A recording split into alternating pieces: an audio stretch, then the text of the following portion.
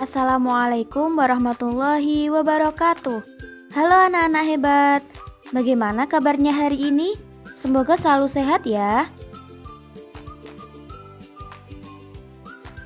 Hari ini kita akan belajar tentang kandungan pokok, Quran Surat Al-Fil, Surat Al-Humazah, Surat Al-Asr, dan Surat At-Takasur.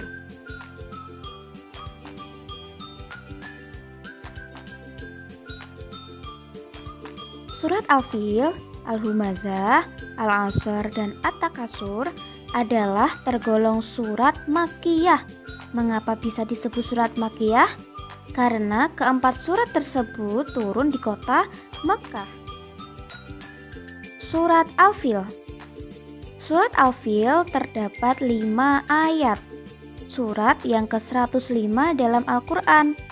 Surat Al-Fil diambil dari kata filun yang artinya gajah. Surat Al-Humazah. Surat Al-Humazah ada 9 ayat, termasuk surat yang ke-104 dalam Al-Quran. Al-Humazah mempunyai arti pengumpat. Surat Al-Asr. Surat Al-Asr ada 3 ayat. Surat Al-Asr termasuk surat yang ke-103 dalam Al-Quran. Asr mempunyai arti masa atau waktu. Surah At-Takasur. Surah At-Takasur ada 8 ayat, termasuk surat yang ke-102 dalam Al-Quran. At-Takasur mempunyai arti bermegah-megahan.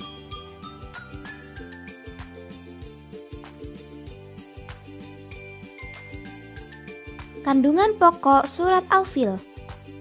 Surat Al-Fil menceritakan tentang tentara bergajah. Dahulu kota Mekkah sangat ramai dikunjungi manusia dengan tujuan berziarah ke Ka'bah. Keramaian kota Mekkah itu membuat Raja Abraha ingin membuat tempatnya lebih megah dari kota Mekkah, ingin menyaingi bangunan Ka'bah. Akan tetapi usaha Raja Abraha sia-sia. Akhirnya dia mempunyai keinginan untuk menghancurkan Ka'bah. Bagaimana caranya? Raja Abraha menyiapkan banyak pasukan gajah yang kuat untuk menghancurkan Ka'bah. Namun, sesampainya di pinggiran kota Makkah, Allah Subhanahu wa Ta'ala mendatangkan segerombolan burung ababil. Burung-burung ababil itu melempari batu panas dari neraka kepada siapa? Kepada pasukan bergajah. Lalu pasukan bergajah mati tak berdaya. Nah, peristiwa ini terjadi pada tahun kelahiran Nabi Muhammad SAW. Nah, oleh karena itu, tahun kelahiran Nabi dikenal dengan nama Tahun Gajah.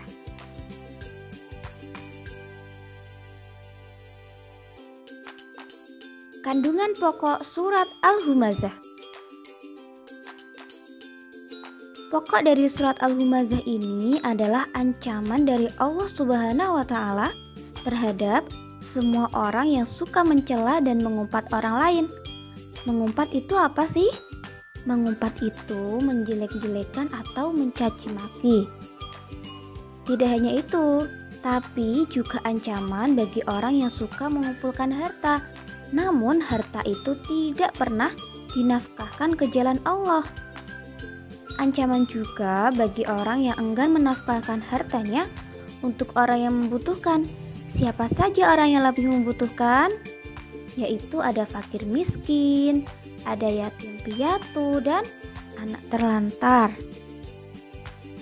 Kandungan pokok Surat Al-Asr. Di dalam Surat Al-Asr, Allah Subhanahu wa Ta'ala memerintahkan manusia agar tidak menjadi manusia yang merugi. Lalu bagaimana cara kita agar tidak merugi?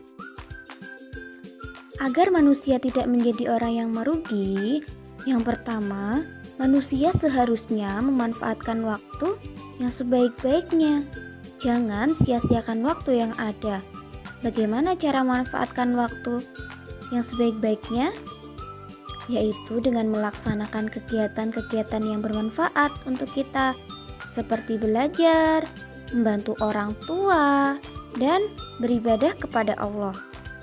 Yang kedua, beriman kepada Allah.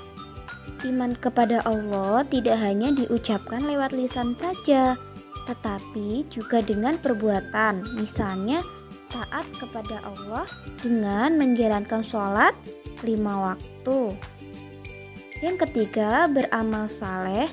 Dan yang terakhir, saling menasihati dalam kebenaran dan kesabaran.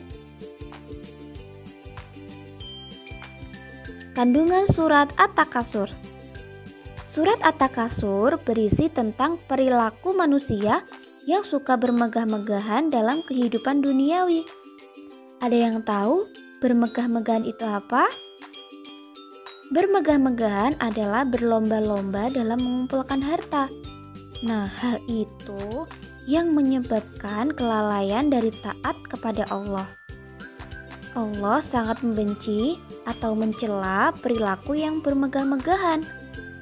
Di akhirat nanti, Allah akan menyediakan tempat bagi mereka, yaitu neraka jahim. Kita harus mampu menghindari perilaku tercela tersebut dengan cara yang pertama, tidak membangga-banggakan harta yang dimiliki. Jadi kalau kita mempunyai harta benda duniawi yang banyak atau yang cukup, kita tidak perlu pamer kepada orang lain. Yang kedua, memilih pola hidup sederhana.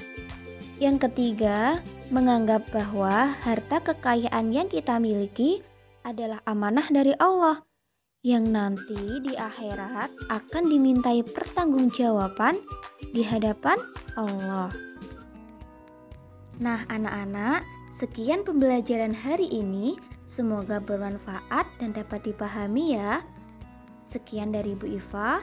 Wassalamualaikum warahmatullahi wabarakatuh.